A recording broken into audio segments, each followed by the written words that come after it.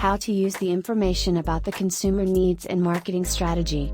Once a company has a clear understanding of the needs of its consumers, it can use that information to develop an effective marketing strategy. Number 1. The first step is to segment the market. This involves dividing the market into groups of people with similar needs. Number 2. The second step is to target one or more of these segments. This involves developing a marketing mix tailored to the segment's needs. Number 3. The final step is to position the product or service in the minds of consumers. This involves creating a unique selling proposition that sets the product or service apart from its competitors.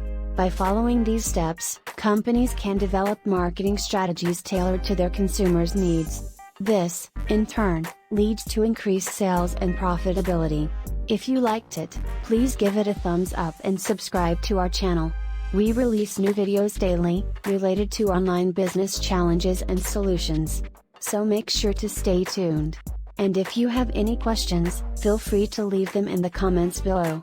Furthermore, visit our website www.profitiya.com for more information on how to overcome these challenges.